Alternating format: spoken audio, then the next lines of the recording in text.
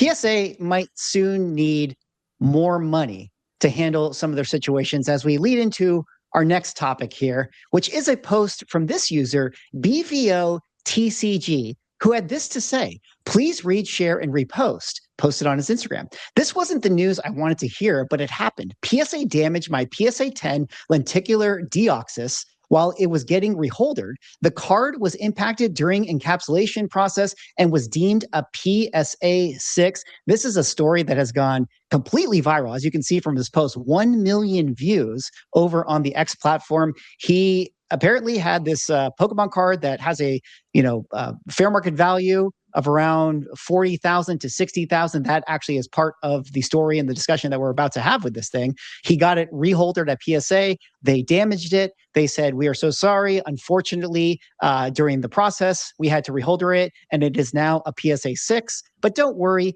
we can offer you a fair market value of $20,000. A lot of money, except for the fact that the recent sale of this card, which happened to be by the PSA account, was at $40,000 plus. So, Rob, let me kind of throw this over to you here. What did you think about this situation and this viral post? And is PSA going to need to pay up here? So I'll give a brief update here. I talked to the person that submitted this card on Friday. And it seems like things were heading in a positive direction. PSA had contacted him on Friday, and it looked like it was going to head in a good direction. So we would hope to have an update. Though I talk about this in my video that's going live tomorrow, we may not see an update on it because when PSA pays out for a grade guarantee, they make you sign an NDA. So there's a good chance we just never hear anything about this again. And that probably means that it was satisfactory to the submitter. Because they didn't make a bigger stink about it. So if nothing else comes out about this, then we could probably assume that happened. The 20 and 45K, I don't know where they're getting the 60K number. There's nothing other than people just saying, it's kind of like Kevin O'Leary. It's like, oh, this card's just worth 60K. There's nothing to back that up. But the 45K sale came from the PSA vault, like you said. So the video that I made originally talking about this is, if PSA wants to be in the business of grading cards, selling cards, having card ladder that prices cards, you kind of paint yourself into a corner on these situations. You have zero wiggle room on this. Like, you have to cut the check for 45K. And I am sure they would have gladly spent the extra 25K to not have this go completely viral. Like, they have gotten so much negative press from this. Like, that tweet alone got 1 million. I can't tell you how many Instagram stories and reels I have seen about this card, how many Facebook posts I've seen about this situation. And I don't know if it was just as simply as the left hand didn't know what the right hand was doing or what.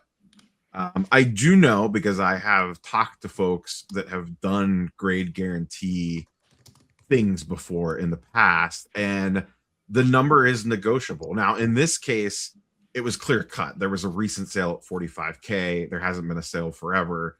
It's pretty clean. But as you know, one of the big conversations in cards this past 2 weeks has been like around comps, and like not all comps are created equal. And if you have multiple sales and outliers and all this wasn't really the case with this. But generally speaking, on grade guarantee stuff, there is some negotiation there. I know plenty of people that, the PSA initial offer is a little light, and then you go back and you show them like, well, these sold for this, and how come it's not closer to this number? And they come back and are like, oh yeah, we agree with that. We'll go ahead and give you that number.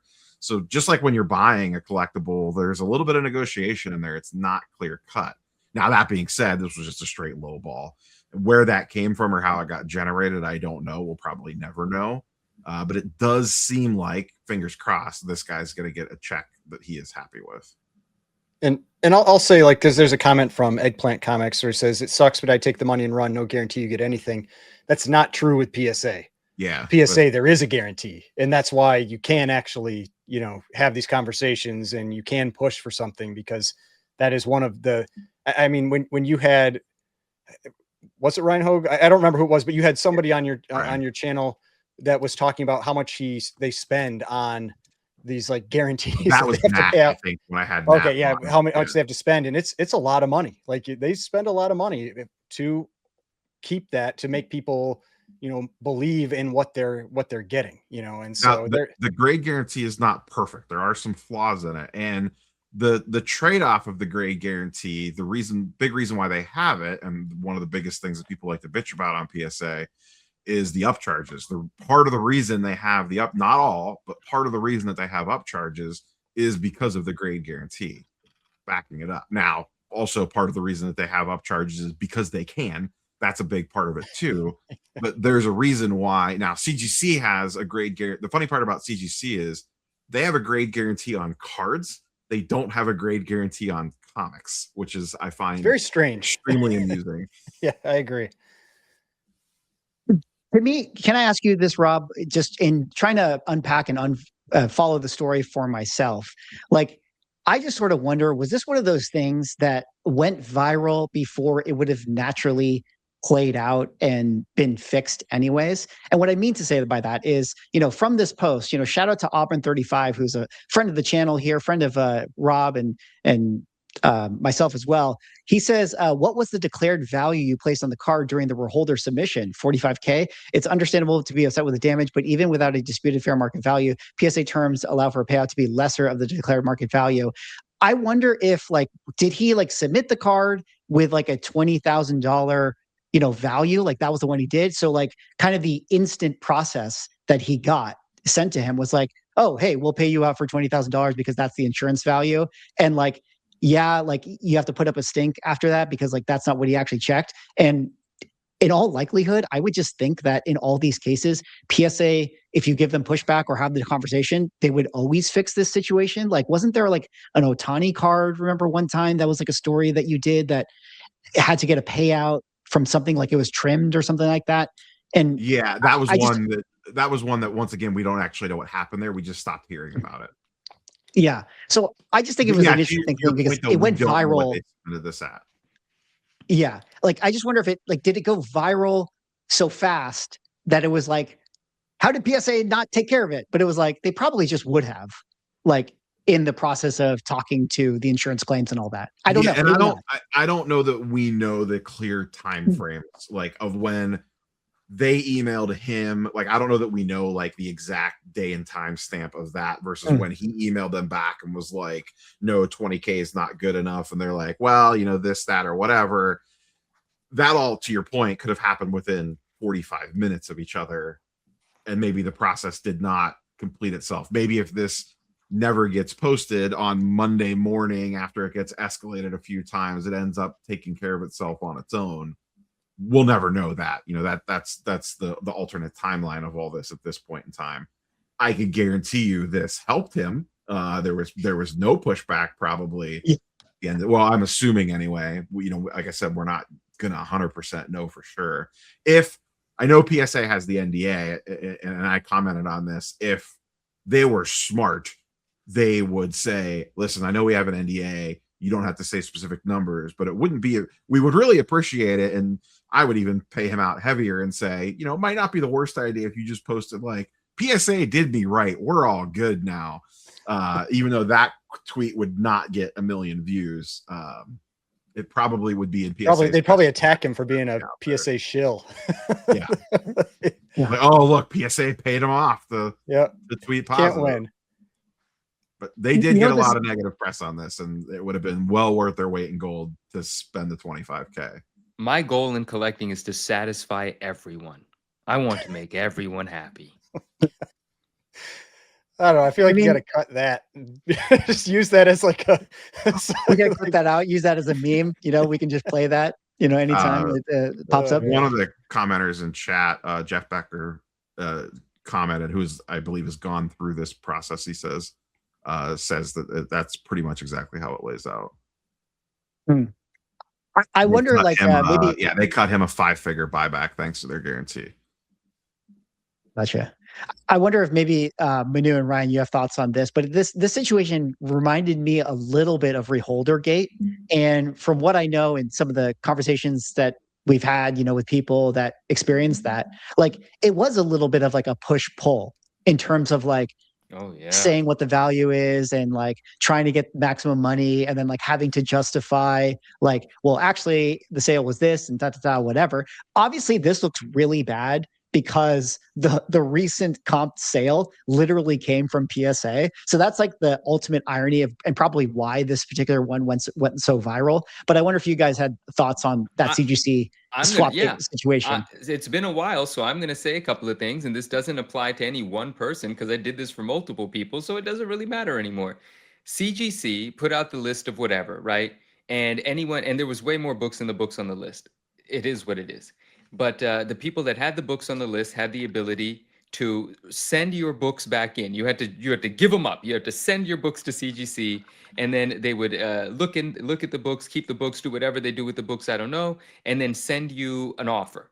And most of the offers were crap. Yes, the market was different, but I'm talking about certain books, $30,000 were paid for, and at that point in time, they were $15,000. And CGC would make claims like, you can buy one of these for $10,000. And you can't. Where are they? And even if one person made one available, the second one's not going to. There was a whole bunch of stuff. Yeah, it was the ASM 30098 newsstands because they just weren't out there. I think that was one of the big sticking points for some people. That was definitely some of the books as well. Absolutely. But there are people in life that don't negotiate, that don't like what's the word? Anyway, confrontation, right? But I say this, and a lot of people say this, I didn't come up with this. In life, you get what you negotiate, not what you deserve. And the people that were just about to settle with whatever the offers were, I said, no, I'll write your emails for you. And I wrote emails for several people. And with each email, the offer went up.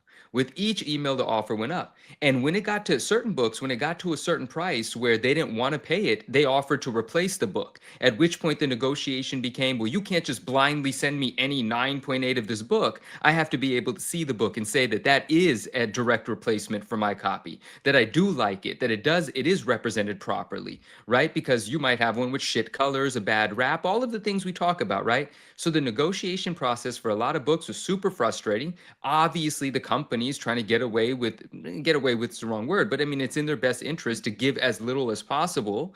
But it was a tug of war. It was a fight to negotiate.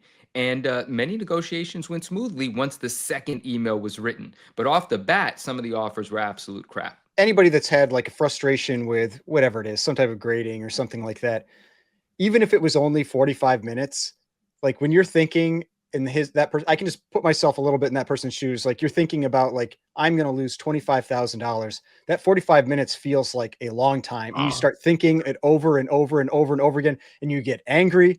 And then you're just like, I'm posting about this. You have to go online, you post, you don't care. You're not waiting. Like if they're not responding to your email right away, you're like, you get more and more frustrated. And I can totally see that happening. Like just because, yeah, like, you're going to be pissed. Like they damaged your property and then they're trying to lowball you and you're not going to want it. You're not going to take it well. And it's the crazy part is that's that guy's only tweet.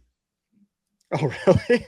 Yeah. He has a big Instagram following because that's where I found him. But it looks like he has a decent following in the Pokemon space on Instagram, but that's his only tweet.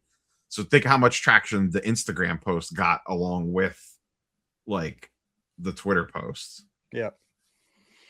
Pretty amazing. And if anything, in case I wasn't clear earlier in setting up the story, like I totally think that he should make that post. If it happened to me, you guys know I'd have a video with my face palm on it ASAP. Like I'd be talking about that. PSA is shortchanging me $25,000. Like I absolutely would have done that. So completely understandable. Thanks for watching this clip from the Ungraded Truth podcast. To be able to watch the full show, click the link down below. Yep, that one right there.